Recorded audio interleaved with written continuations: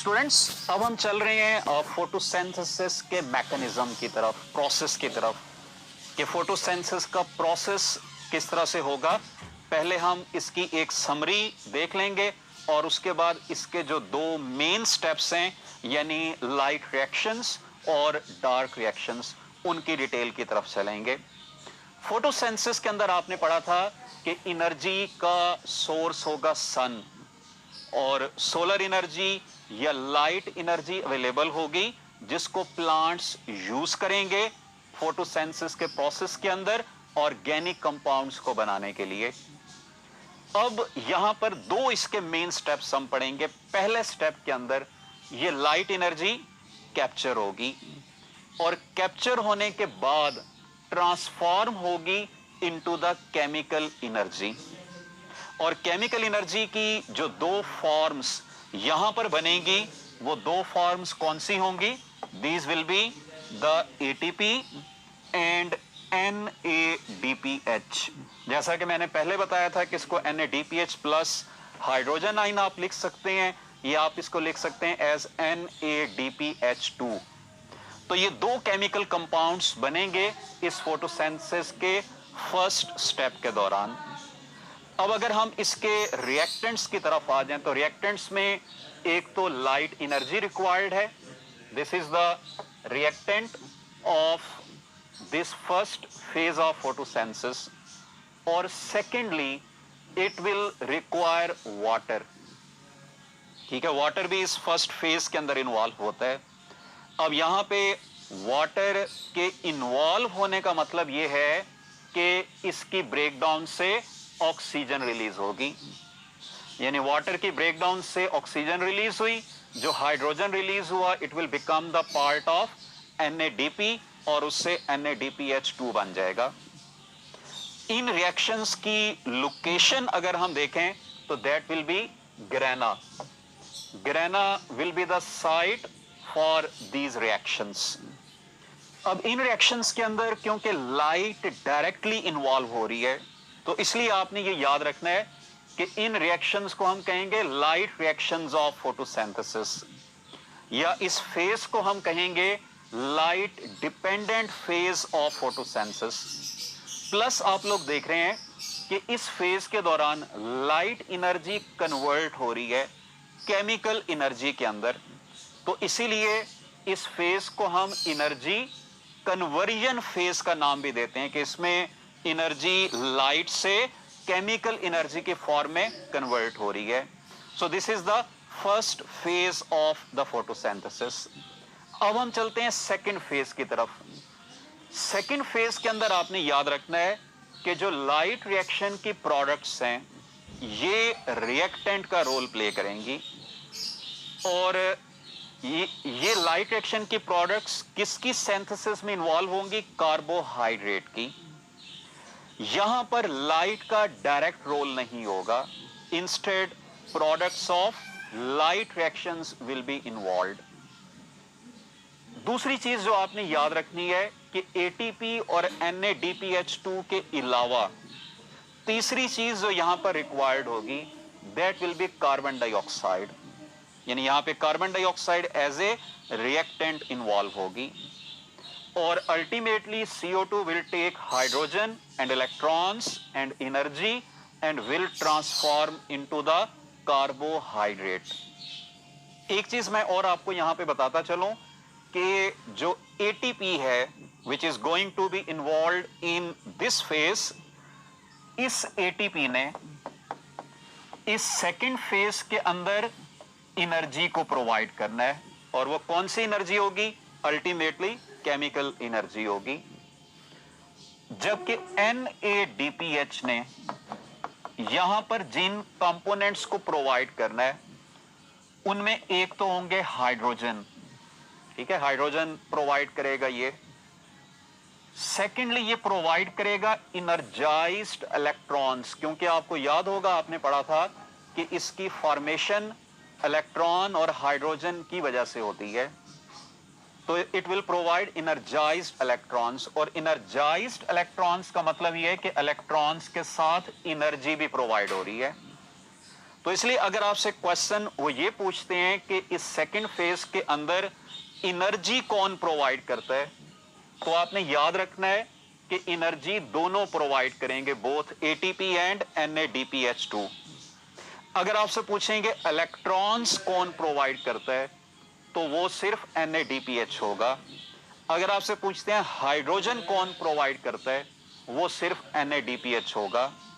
इसीलिए जो NADPH है इसको हम कहते हैं reducing power, because it provides electrons and hydrogen for the reduction of carbon dioxide into carbohydrate. जबकि इसके अपोजिट जो ATP है, ATP को हम कहते हैं एसिमिलेटरी पावर। एसिमिलेटरी पावर का मतलब क्या है कि it will provide energy for the assimilation of carbohydrates. तो हम वापस आते हैं कि इस सेकंड फेज के लिए एक तो ATP रिक्वायर्ड होगा, दूसरा NADPH रिक्वायर्ड होगा और तीसरा CO2 रिक्वायर्ड होगा, और इसकी प्रोडक्ट क्या होगी, दैट विल बी कार्बोहाइड्रेट।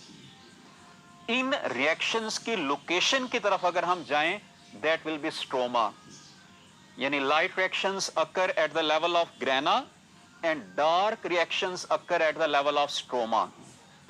और इन रिएक्शंस के ये मुख्तलिफ नेम्स आपने याद रखने हैं कि यहां पर क्योंकि लाइट एनर्जी का डायरेक्ट रोल नहीं है, बल्कि लाइट रिएक्शंस की प्रोडक्ट्स यूज होती हैं, तो हम इसको कहते हैं light independent phase of photosynthesis, या हम इनको कहते हैं डार्क रिएक्शंस। डार्क रिएक्शंस का ये मतलब नहीं है कि ये डार्क में होते हैं, इसका मतलब होगा कि these reactions do not require light energy.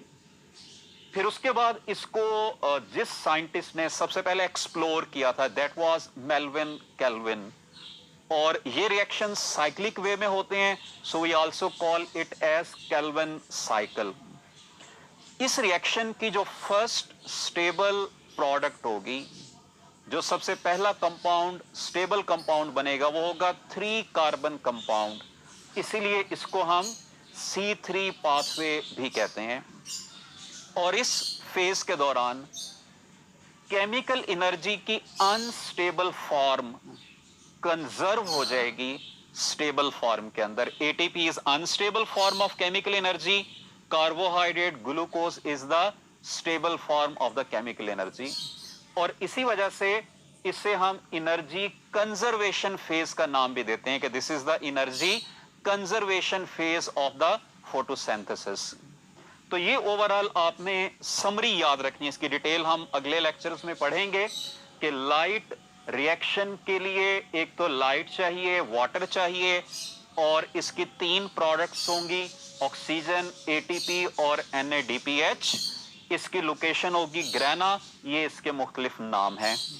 इसी तरह सेकंड फेज जो डार्क रिएक्शंस हैं, उसकी जो रिक्वायरमेंट्स होंगी उसमें ATP, NADPH और CO2 होगा, इसकी प्रोडक्ट कार्बोहाइड्रेट होगी, लोकेशन स्ट्रोमा होगी, और इसके लिए ये मुख्तलिफ नेम हम यूज करते हैं।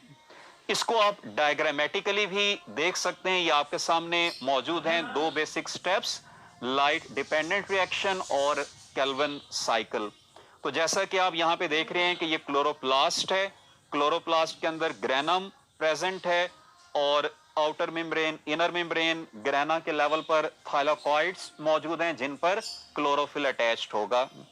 तो ये ग्रेना वाटर को यूज करेंगे, ऑक्सीजन रिलीज होगी, इससे ATP और NADPH बनेगा।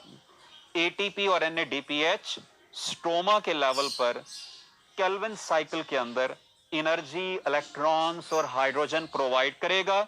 CO2 यहां पर एंटर होगी, कार्बोहाइड्रेट प्रोड्यूस होगा, और ADP और NADP प्लस दोबारा ग्रेना की तरफ चले जाएंगे ताकि मजीद इलेक्ट्रॉन्स और हाइड्रोजन आयंस को यहां पर ला सकें। तो ये ओवरऑल इसकी समरी है। अब चंद एक क्वेश्चंस हम देख लेते हैं इससे रिलेटेड।